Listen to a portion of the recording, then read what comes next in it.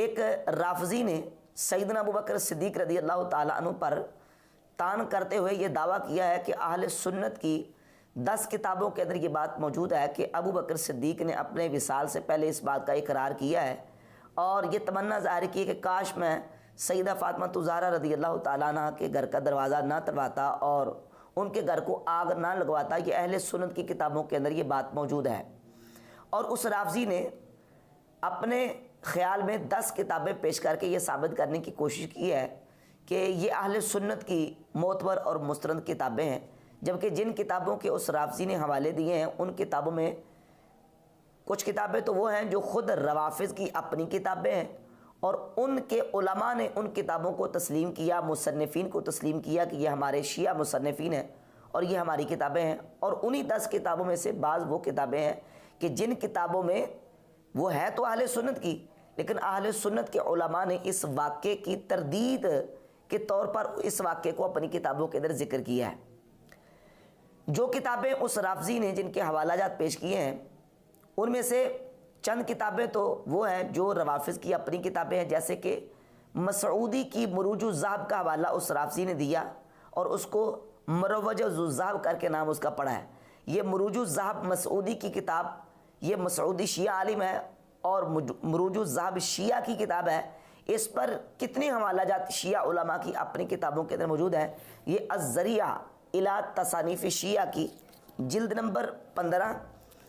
اور اس کے صفحہ نمبر 47 پر شیعہ عالم آقا بزرگ تہرانی نے اس بات کو تسلیم کیا ہے کہ مسعودی شیعہ عالم ہے اور یہ شیعہ مصنفین میں شمار کیا جاتا ہے۔ یہ خلاصۃ الاقوال فی معرفت الرجال شیعہ کا بہت بڑا عالم ہے علامہ حلی۔ میرے پاس جو نسخہ ہے اس کے صفحہ نمبر 186 پہ رقم 551 پر حلی نے مسعودی کو شیعہ عالم اور شیعہ رجال میں سے تسلیم کیا ہے۔ یہ رجال النجاشی ہے،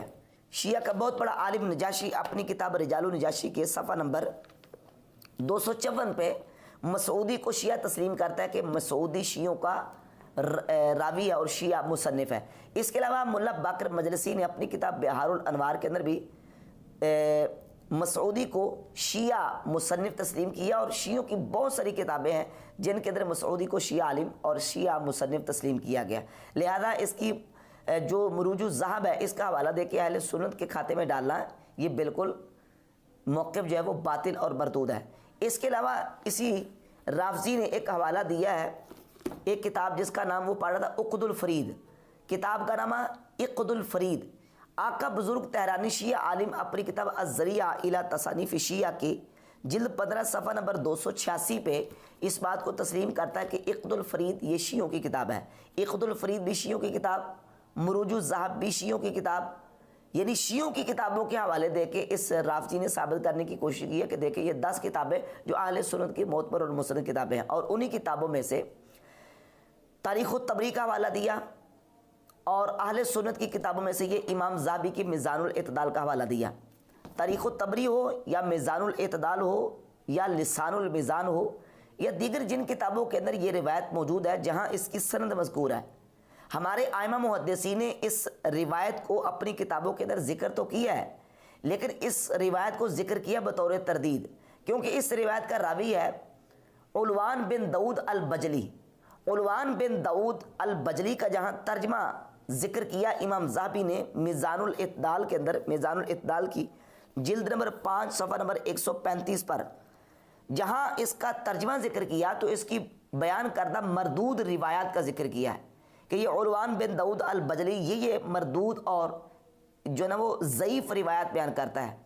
تو ترجمۃ الباب اس کا قائم کر کے ان مردود روایات کا ذکر کیا امام ذہبی نے کہ یہ بھی مردود روایت ہے، یہ بھی اس کی بیان کردہ مردود روایت ہے، اور یہ بھی اس کی بیان کردہ مردود روایت ہے۔ ان میں سے یہ بھی روایت امام ذہبی نے بیان کی ہے کہ علوان بن داؤد البجلی یہ مردود روایت بھی بیان کرتا ہے۔ تو امام ذہبی نے میزان الاعتدال میں اس روایت کو ذکر ضرور کیا ہے، لیکن اس کو رد کرنے کے لیے ذکر کیا ہے، اس کو تسلیم کرنے کے لیے ذکر نہیں کیا۔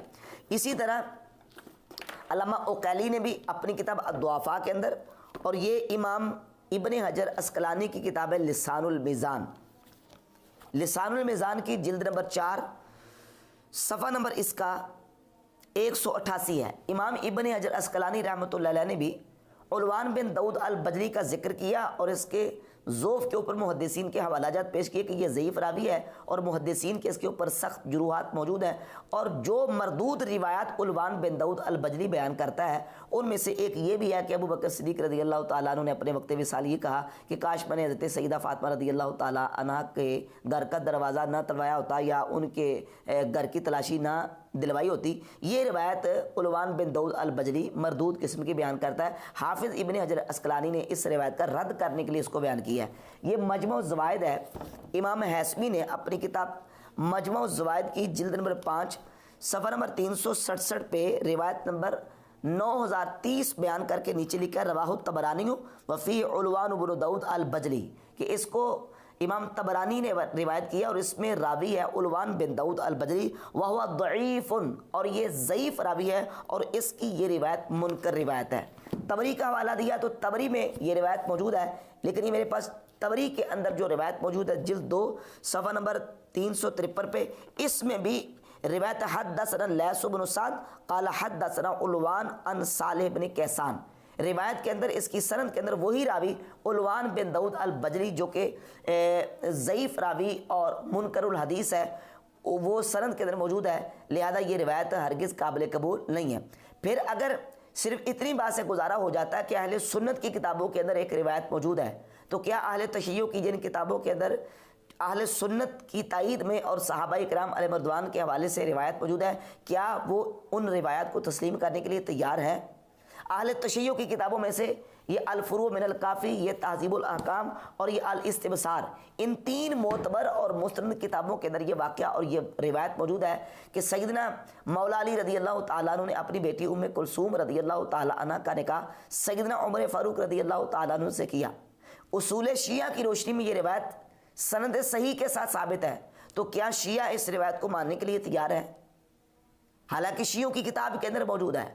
شیعوں کی کتاب کے اندر روایت موجود اور صحیح درجے کی روایت ہے، لیکن اس کے باوجود یہ روایت ان کے لیے ایک زہر کا پیالہ پینے کے مترادف ہے، اپنی کتابوں میں آنے والی روایت کو وہ تسلیم نہیں کرتے۔ تو ہماری کتابوں کے اندر جن روایات کو علماء نے تردید کے طور پر ذکر کی ہے ان کے حوالے پیش کر کے عوام کی آنکھوں میں مٹی اور دھول جھونکتے ہیں کہ دیکھیں اہل سنت کی کتابوں کے اندر یہ واقعہ موجود ہے، جس سے ثابت ہوتا ہے کہ صحابہ نے نعوذ باللہ تعالیٰ سیدہ فاطمہ الزہرا رضی اللہ تعالیٰ عنہ کی ذات اقدس پر نعوذ باللہ تعالیٰ ظلم کیا ہے، ان پر زیادتی کی ہے الیاذ باللہ تعالیٰ، کہ وہ مردود واقعہ ہے جس کا رد ہمارے علماء اور محدثین نے بیان کیا۔ جبکہ اہل سنت کی کتابوں کے اندر جو صحیح روایات اور صحیح واقعات ہیں ان سے تو بحمد اللہ تعالیٰ اہل بیت کا صحابہ کے ساتھ اور صحابہ اکرام علیہ رضوان کا اہل بیت کے ساتھ ایک اچھا اور خوشگوار جو تعلق ہے وہ بحمد اللہ تعالیٰ میں ملتا ہے۔ صحیح بخاری کے اندر 3671 نمبر حدیث ہے، مولا علی ابو بکر صدیق رضی اللہ تعالیٰ عنہ کے ساتھ کس طرح محبت کا اظہار کرتے ہیں۔ محمد ابن حنفیہ نے مولا علی سے پوچھا آپ کے بیٹے نے ای الناس خیر بعد رسول اللہ صلی اللہ علیہ وآلہ وسلم، ابو جان یہ بتائیں کہ رسول اللہ صلی اللہ علیہ وآلہ وسلم کے بعد کون سب سے بہتر اور افضل ہستی ہیں؟ تو مولا علی رضی اللہ تعالیٰ عنہ کی زبان اقدس پر جن کا سب سے پہلے نام آیا وہ سیدنا ابو بکر صدیق رضی اللہ تعالیٰ عنہ۔